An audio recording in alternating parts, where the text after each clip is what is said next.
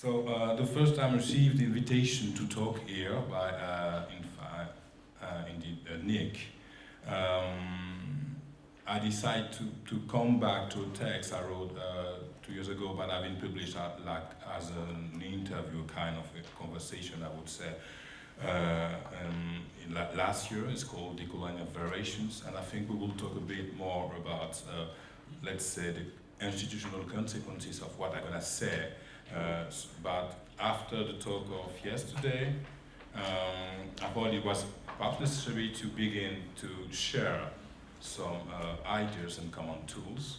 I do think that we have the responsibility to think the present situation and solve the future, and that we can do it alone are isolated subjects. So I never think alone, I always think in conversation with people, and I do hope that we can do it today too. So using what we already heard and what we're gonna hear today, but I think, yeah, there was a lot of fascinating people there, so I think in the method, I will say I will use the method of a conversation. So I will present this morning three short categories. The first category is composed by statements, and I call them moving soils. And the second small category is composed by a story of space that I call an attempt of decomposition. And the last part is a series of proposals that I call attempts of composition. For me, it's really important to name and, if necessary, to rename the categories or to invent new categories to be able to practice and to speak. Today I'm speaking English, but I'm French, but my first language is Creole, so it's a third language for me to express things. So I will try to twist the languages to make it fit to the way I feel and I think about things. Because of course, inside the languages there is already a kind of imposition of idea, and so sometimes English is not totally comfortable for me to express myself, but I will try to do my best, and so, come on. So the first statement is really simple, but I have to just put it, statement one. You shouldn't give me the right of speech if you don't want to hear my voice. This is a really simple statement, but when we talk about the right to speech, we have to consider that we can hear some things we don't want to hear. This is a problem, but this is something that we'll live with. So we have to learn to think with idea we don't have desire with. For instance, for me, listening to Mia yesterday has been a bit painful, but I have to learn to live with that, and I call it the climate where we live. So I will talk today about the culture as a climate, and I will try to make you understand why it's difficult for me to take as a point of departure the idea of monoculture or pluriculture, because I want to step a bit out of that and just talk before the moment of the affirmation of the existing culture and show how the culture is produced by a series of separations that we have to get out to reconsider even the category of culture, not to live in a clean climate where we can breathe. So the second statement is that we got tools to think and to act. So in the present situation, we can accept any form of innocence or desire of ignorance. I said it about the discourse of Mea yesterday, because I think the desire of ignorance and what we call the white innocence, we can't accept it anymore if we want to seriously speak as European. So the second part, the third statement is the composition of a we. The production of a we costs something somewhere to some people, even in an invisible space from here. That means there is no we without any violence. There is no peace here without violence somewhere. There is no safety without the production of violence. So if we want to think in a more global way how to deal with the situation, we have to be able to consider what kind of violence is produced out of the visible space that we consider to be. I will talk about visibility and invisibility, with the second part of my presentation, taking a really specific point of departure. It could be that one or another one, but I will take one that is for me really significant to talk about the visibility, which is the display of the plantation. So, second series of statements is about bodies. And first things that one needs to choose a point of departure. I call it primitive sense. We need to say from where we're speaking, and that from where is first a point of departure we choose. And we can change. Yesterday, you proposed a really fascinating presentation about the Eurasian perspective. And so Giotti talked about Afro-American and European perspective through Baldwin. And I will take the perspective of the Creole perspective to speak about Europe. It's one among a lot of different potential perspectives, but I will use that one. It's from the Creole perspective I will talk today. And I think it's important to announce from what perspective you are talking. And so you have to choose a point of departure, but you all have to choose a body. In a sense, a body as a mode of feeling and as a mode of assembling. And it's important, I try to stress the idea that you have to choose a body. That means that the body is also, we choose, it's also a tool that you're gonna use to tell a story and to try to explore reality. That means that I consider that the body in that case as something which is a permanent process of transition and transformations. And I will often use, and even in my text, I mainly use the term of body instead of identity. I prefer reflect in a perspective as a body, as an archive, and the body as a landscape, than talk about identity, and I will explain why later. So, I will begin just after that talking about the plantation, talk with the Creole perspective about European, and so try to underline also, and to use, and instead of using the idea of identity, I use the idea of body or the expression of form of life instead of identity again, to underline that our way of feeling is based on relations, contingencies, and a series of separations. And I will make a difference in between a relation that could be something we desire, we have a desire for, and contingencies. Because we are living in both. We are living in some relation that we create with people, but we are also living under the contingency, what I call toxic relations. And those toxic relations are part of who we are. We can decide always the relation we want, because otherwise we come to an idea of a community of common interests, let's say an affective community, and I don't think that we can always build commons with affective community. I do think that we have to accept that there is a part of a relation we have that are toxic relationship and contingencies. So we are produced by things we don't decide to meet, even if we have to think with idea we don't like. This is important. And so identity as a particular body in a permanent transitions, that means that there is never a body in general. You have to choose the body you want to speak with, live with, and express yourself with. There is no body in general, and so there is no culture in general.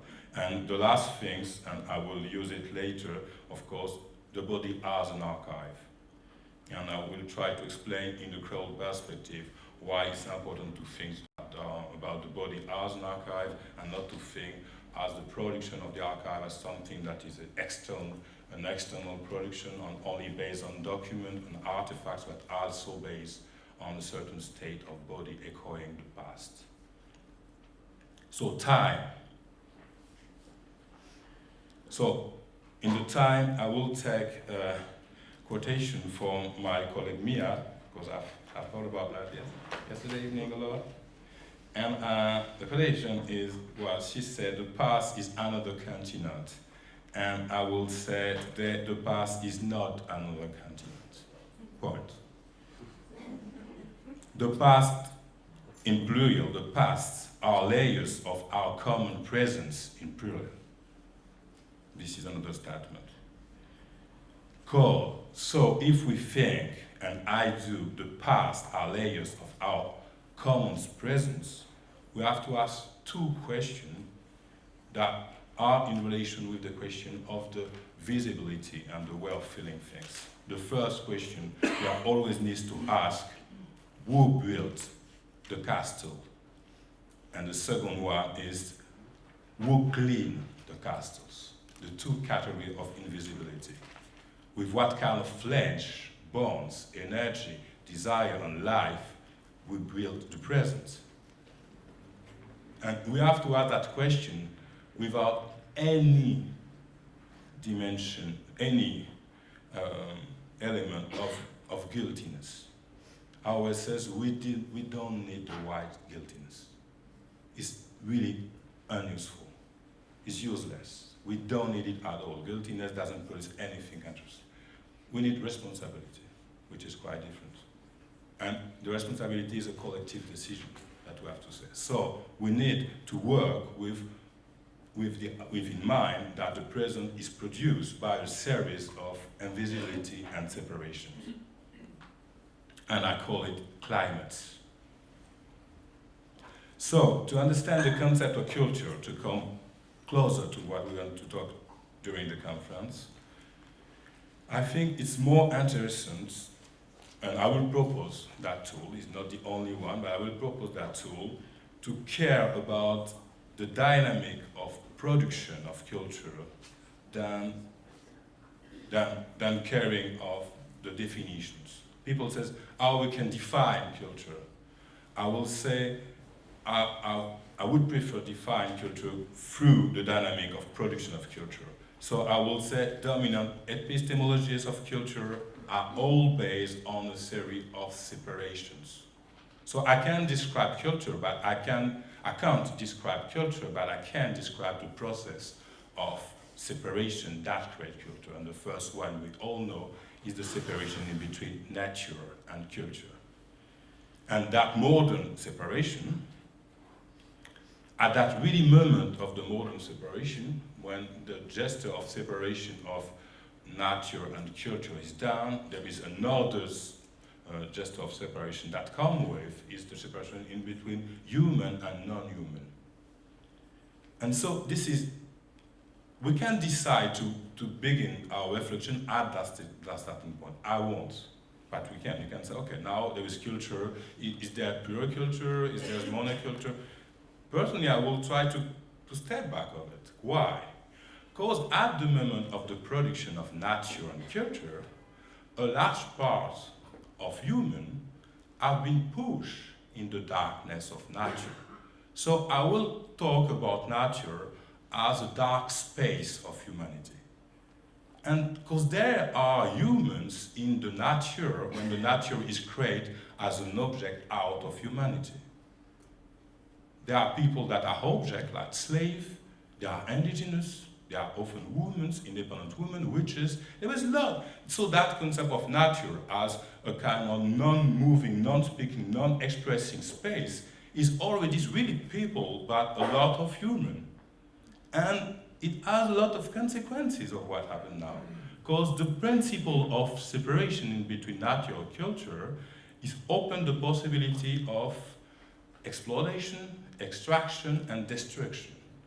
So the two first terms seems to be really fit with the idea we got of what the capitalism have been, extraction and exploitation. But destruction is also a part of capitalism since the beginning. You just have to keep in mind, for instance, that during the slave trade, a large part of the slave died just during the Middle Passage.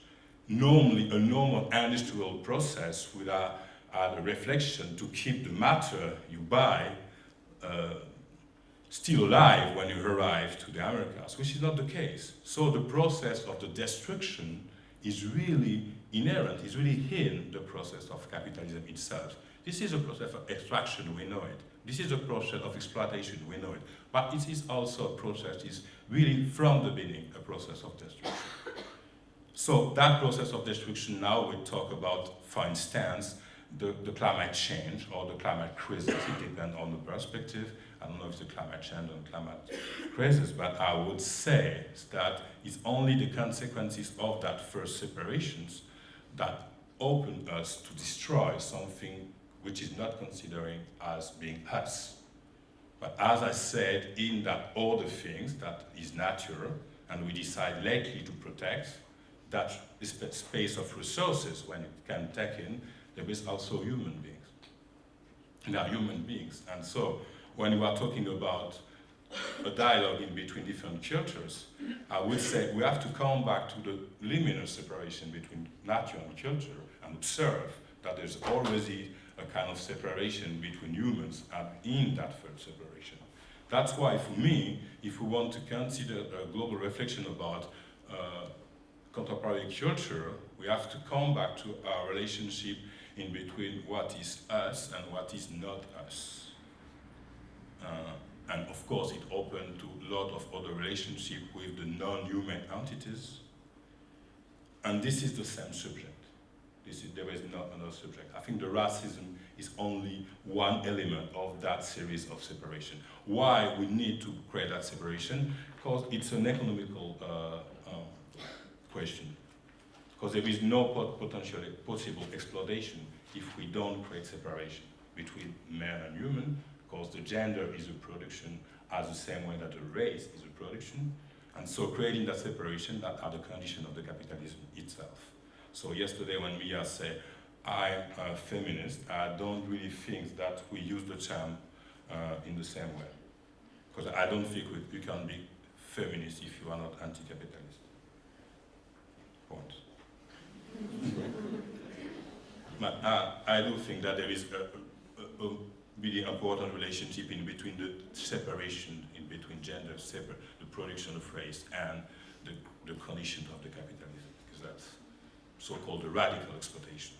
There is no possibility to exploit something radically if you don't think that there is no equivalent with yourself.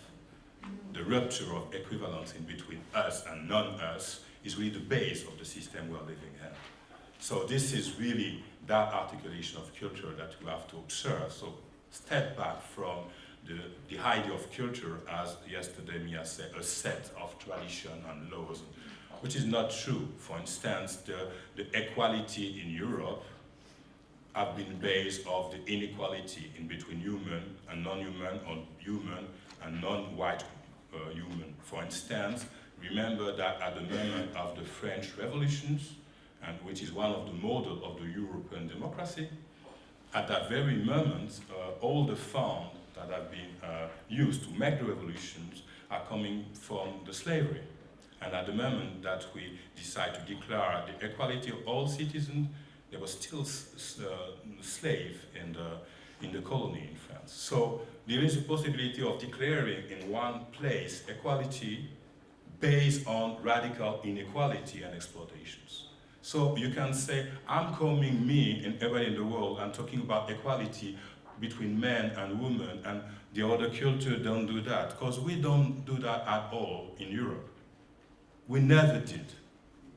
So we can't advocate about the equality of something coming out of the blue. Equality is based on some inequality. The equality in Belgium is based on the extraction of the resources in Congo, for instance. I'm sorry to say that here, but I'm sure you know it.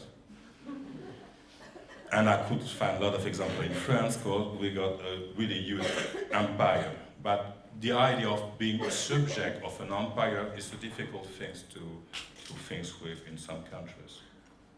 So let's go back to something. Yesterday, Jonathan proposed a perspective about diversity was more not based on the moral perspective, and I will do the same, but I will stress more that to talk about the production of a race, that there is mainly an economical necessity. Just to get out about the racism as a kind of emotions and feelings and people feel. No, this is an economical necessity. And we are living in a system based on racism. It's not good or bad, but this is reality. This is a necessity. And so that separation of race is, and I talk about race as production, but I will try to go back and forth two definitions just to try to not to talk too much about the question of essentialism, that I don't think is a really interesting question, personally, because I will explain why. I think there is two dimensions in the production of race. The first dimension is the systemic production. Let's say race is a construction. The blackness is a construction.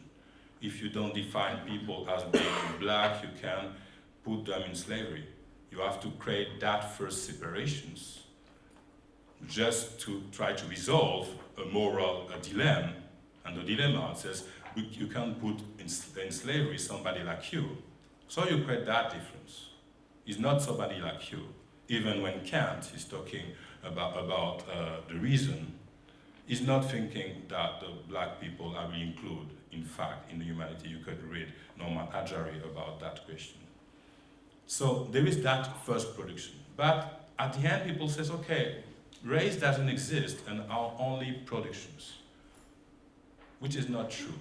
I think at the beginning, race is a systemic production, but after that, there is form of life. That means that the systemic dimensions create specific form of life, and there are black lives. Black lives are lives more exposed to the violence of police, for instance. You can find statistics in Europe, like in the Americas, that will show you that there are black lives. So there is a systemic racism, but after that creates a certain kind of emotion with people and what I call form of life. And I don't call it identity, but I call form of life. There is black life. And that most of people begin to understand it. What they don't understand, this is the kind of other part of that, which is perhaps even more interesting for us today, that there is a production of whiteness. And there is white form of life. There is no natural form of life. There's also production of whiteness. And we need a critical approach to whiteness in Europe if we want to reflect about what Europe is. There is nothing natural than be considered as a white person, and is not, as Mia said yesterday, an issue of the color of the skin. I will show you a diagram about Plantation to show you how a part of the black people can spend time to try to perform a certain kind of whiteness. So the issue of saying this is a question of being white and black and this is the color of your skin, is forget that there is a systemic dimension one, and the other things, there is also a certain kind of black life, and inside the black life or the white life, there is of course class issue. I'm not the kind of person that thinking that there is an essentialism of being black or being white, because there is class issue inside the race. The race is not there to take the place of other category, but try to complexify the Marxist perspective of class. Why? Because this is an issue of visibility and invisibility. Imagine where the story, for instance, Engels and Marx, they decide to take another point of departure than mine. They decide to tell the story of the exploitation beginning in Manchester. But when you begin in Manchester and look at the worker working really hardly all the days, you forget one thing, where the cotton is coming from. So if you decide to begin the story at that point, you don't have the same perspective than mine that says, I would like to see the invisible workers that produce the cotton arriving in Manchester as a complement of the Marxist reflections. So it's not something else. It's really the same history, but with the invisible part of it. And so the issue of visibility and invisibility are for me really central to understand the problematic of producing, let's say, a common culture. Because we have to build for ourselves new kind of way of feeling the reality. And for instance, I give you an example that you can really understand really easily, and it's an art exercise. At the moment of attack in Europe, for example, in Belgium, what happened? It happened also in Paris. There is really that emotion dimension. People have been killed, and it's really hard and really sad. But I'm quite sure that the part of the shock is coming mainly from the fact that for most of people in Europe, attacks are coming out of the blue. we are living in peace, and suddenly people attack us. And even people in my team, in Chiasma at that time, say, Olivier, but why? They don't. And so, because they have been built in their European identity as living in a world not connected with the invisible part of the world, as says the peace here costs something to somebody somewhere. And sometimes that somebody somewhere is coming back to the stage, by the windows, or by the cell, I don't know. And that's why it's really shocking, is there is all the violent dimension, we agree, but I'm sure there is also a kind of the destruction of an illusion of peace. Because peace is an illusion. Suddenly, something is breaking, it says, oh, we are not living in peace. And I can tell you, we are not living in peace at all. And somebody in our society, I mean, I'm a European, they feel it every day in the street that we are not living in peace. So you need also to be close to those bodies to understand that we are not. There is such a kind of knowledge you can have without a certain kind of body. So, as I say, we can't think the reality alone. That means that we always have to be in relation with other people and us to understand all the complexity of the situation we are living in. I can't speak about the dangerousity of the street without talking with somebody who says, yeah, this street is dangerous. No, for me it's not dangerous. I came back there, I'm walking, nobody. Yeah, but me as a woman, I find it dangerous. So I have to listen to you to understand that there is a certain kind of level of dangerosity that I can feel with my body. And I can't, and some people feel really cool when there is a lot of police somewhere, and I'm not the kind of person that feeling really cool when there is a lot of police somewhere. So we have to share our experience of that, which is not only experience of the present, but also the archive in our body of the past, which is the past of Europe, and the past of Europe is not only on the continents. And so all that invisible realities have to be considered when we decide to build such a kind of common culture. Otherwise, there is that production of separation that is keep on working, and this production of separation can be a problem when we are talking in, let's say, in an ecological perspective. It says, oh, it's a problem that now separation between human and nature is a problem. And if you say that, you have to consider that all the separation that coming with that first separation are problematic too, and the racial one and the cultural one. Okay? So, yeah, just to say that about essentialism and non-essentialism, I don't think it's really the issue.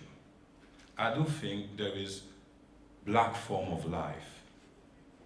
And people have experienced from generation black form of life. And what I call black form of life, and I'm taking also the expression of the historian Achille Mbembe, we can say, I could say, I can't say it in American context, but I can say in Europe, we could call it Negro form of life, forme de vie nègre, in the idea of there is a Negro becoming of everybody potentially. So there is the specific form of life of people coming from that racial violence, but the neoliberal system is producing more and more Negroes in Europe. So when yesterday Mia used that rhetoric, which is super dangerous, saying that because the European culture is under the threat of other cultures, it's normal that the fascism is coming in our country because people want to defend the culture. No. Why poor people in Europe don't want to be pushed in the darkness? They don't want to be Negroes. They refuse to be Negroes. So saying it's not only a problem of immigrations, is not looking at the economical dimension of that. The neoliberalism destroying life and form of life of a lot of people, and the reaction of people, instead of saying let's try to be all together against a system that is destroying our life, it says I want to save my life because I don't want to be a Negro. And so we have to make a decision to collectively become Negroes, I think so. This is exactly the opposite position that I will defend. We have to create some alliance in the darkness. And I will show you a diagram just to explain how I think that the essentialism ontology of the blackness in some context has been useful in really particular moment of histories, but we have to go now beyond that. And it's not an easy thing, and it can be done everywhere. It can be only done under certain kind of conditions. And it's really a situation when there is a lot of discomfort. And I do think that the difficulty with a critical whiteness is to accept to spend times in discomfort. If you want to resolve the problem really quickly, saying, no, let's come together, let's forget the past. Okay, we have been a bit tough. Okay, we explored you. Okay, we killed some of you.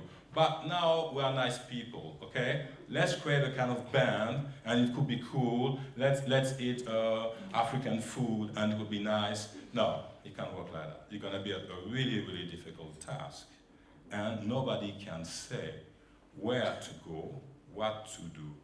So the proposal of creating a commons can't come from the former masters. This is the problem.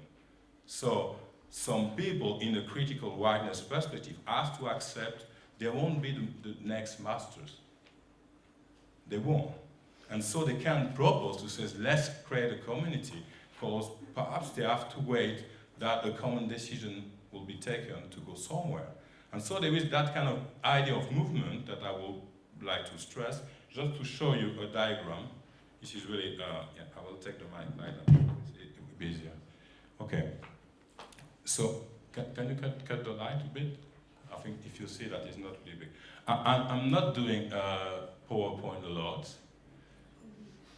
I have to say, it's not really a PowerPoint. A friend of mine from the University of Goldsmiths told me, Olivier, it's a PDF, it's not a PowerPoint. Which is true, it's a bit true. So, because I don't use that kind of things except in a poetical way. But I did that one for a former conference, and I think it gives some elements of what I have to say. So first, it's the soil. Can I do it like that? Yes, what? So you need to clean the soil. Please clean it. Kill everything. There is nobody now. A terra nullius. You can come now. Build a house. A safe place, a core. There will have only one family. Everybody will call you daddy. Everything will be on your shoulder. It's your burden. You are the center. You are the light, the sweet and fragile light in the obscurity. The plantation. This is the definition of what a plantation is. The first element of the plantation is the house. We call it in France habitation. It's important to understand that first time of the colonial time, the plantation is only a second movement. The first movement is a movement of habitation with a settling colonialism. So people are there to keep the territory that the state gained. So just there. So it's more based of the two first characters are the masters, and I put the masters in plural because, of course, it can be male or woman, even if they don't have the same positionality. And the house slaves. So to complexify a bit what the plantation is, if we add another level in the plantation, when the plantation moment begins, so they clear the place and they create a monoculture, okay? For sugar, for cotton, for coffee. So the plantation is really a monoculture created in another country. It's really a zone. And what is super important in the plantation, and that the storytelling which is coming with the plantation, is that there is no external space in the plantation. The master always said to the slave, if you get out of the plantation, you will die. Which is really often real, because in the islands, in the Caribbean, there is a sea, and the Amazonians, there is the forest, and you can spend 3 days in the forest in the Amazonians. So really often, when at the beginning of the plantation time, when you get out of the plantation, you take the risk of death. But you will see that in that case, and it will be our case if we want to get out of the plantation, we have to take the risk of death too.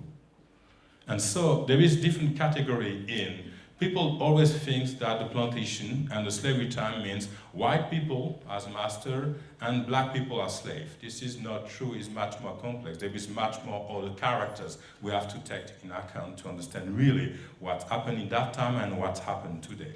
And for instance, here there is 3 categories. I think I can use a small light. Is there the things to put, a red point, I like it. But I think I can start. Okay. It doesn't work. Well, hey. So, yeah, I'm quite happy with that thing. So, yeah, there is the house slave, and here I put the Creole house slave. Why there is 2 categories? Because the house slaves are the slaves really at the beginning often came with the master from the continent.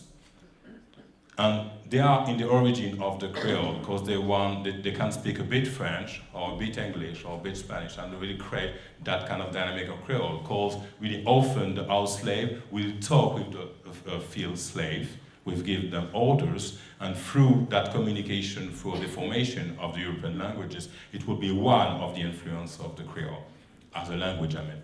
But there is here the Creole house slave and the house slave. The Creole, here the term Creole, you have to keep in mind at that moment, Creole means only born in the colony. That means that white people can be Creole and black people can be Creole. So there is Creole slave, house slave. There is a huge difference in between the Dutch tradition of slavery. I'm sorry, I will talk about traditions and about matter, but this is what we are talking about, even if they are human in that. So there is a tradition of slavery in Dutch, in the Dutch culture, in English culture, English economy, and Dutch economy, and the French economy.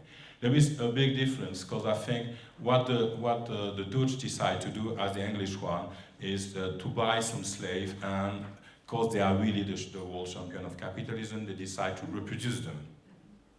Though they create house and they ask to slave to have sex, to have baby slaves. This is really the Dutch speciality, I have to say. In France, they do something else, not because they are a better person, but because they have another idea in mind, which is good in certain way and bad idea.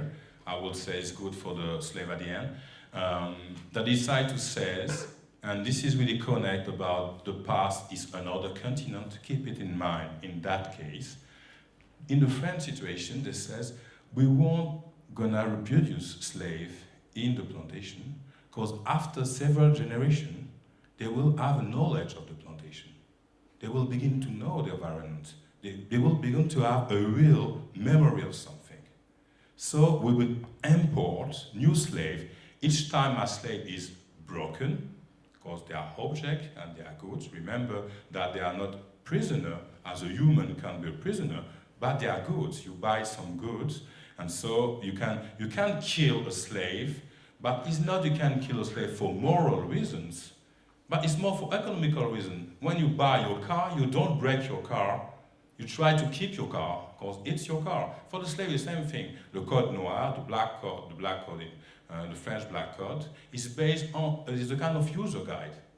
It's not saying something moral, it's just saying you just bought your new slave, how to behave to keep him or her working well and as long as possible, because it's a means that you buy, it's a goods. So we have to keep it in mind. So the French system is to import new slave, and so really quickly the term of Creole will mean that slaves that have been produced in the colony, and it will in fact use as the opposition of another term called bossal, and bossal means a slave coming from Africa. And even now, in the Caribbean context, we say bossal to talk about something which is more black, and supposedly African, and supposedly more savage. So there is already a kind of a racial, micro-racial construction inside the blackness itself, in between people born in the colony and people come straightly from Africa, supposedly more savage, more, with less manner of the colony. Because you can imagine after several generations that the Creole slave, they behave more of people from the colony than people from Africa. So, and here there is the maroon. So the maroon, this is the runaway slave, okay? There is two categories of maroons. The first, what we call small marronage, petit marronage, that means some runaway slave. Then they leave for the plantation for 1 or 2 days, for a night, trying to experiment a kind of externality of the plantation. Just try. And so when the slave leave one day, you book, you use a guy called the code noir, says, okay, your slave, he leave for 1 day, so you can cut him a bit of the hair. If you leave for a week, you can cut a part of a finger and so on. So that's why I'm talking about the body as an archive, because in the case of the European who are Afro-descendant and slave descendant like me, a part of our memory is inscribed in what have been done on the body. And the law is not a set of law, like Mia said yesterday, but they are really personal wounds that we have to keep to tell the story. But tell the story of Europe, not tell our story. This is the European story. It's a part of ours. And so a part of the archive is in the body. And we have to keep it in mind. And so all the cultural production of the Afro-descendants is for me a way of de-archive those stories in the European scene.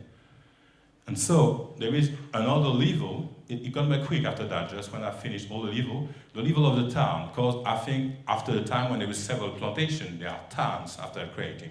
And here there is a category that everybody forget when we talk about the blackness in the Americas, is the so-called free people of color.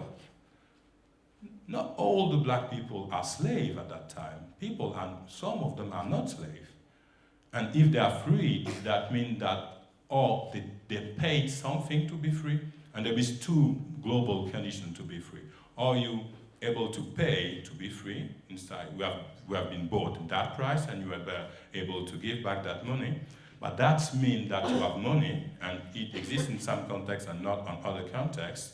But in generally, after a certain time, in the calculation of the plantation as a kind of economical display, the masters and the owners says it's less expensive not to give food to slaves and let them a day to gardening. And that practice of gardening, we don't have time today to talk about that, but it's super important to understand how to create a pluriculture inside a monoculture, because the plantation is a monoculture, mainly down to produce some product that's gonna move to the Europe, not made to be local, but the small garden of the slave and the slave garden is a practice that uses the local vegetables, local plant to care. And so that creation of the gardens will be the first step for the slave to recompose their own culture and create conditions to live outside of the plantations. But sometimes they can do their garden and they can sell on small markets a part of what they are doing on Saturday, on the part of the Saturday, the day they are not working. And so when they got money enough, some of them can pay their freedom. It's quite expensive, but they can. And the other way to become a free slave, which got a super racial dimension, of course, is to be the son or the daughter of the master. Because, of course, the production of free people of color is based on rape. That's why most of the free people of colors in Americas are mixed races. So it creates a kind of dynamic of freedom based on race. And so when yesterday Mia gave me a lot of things. She talked about Michelle Obama. Michelle Obama is a quite of descendant of the free people of color, of course. Less white people, less black people, more educated. That creates that inside the so-called blackness, lot of class difference and lot of relationship with the central space of light.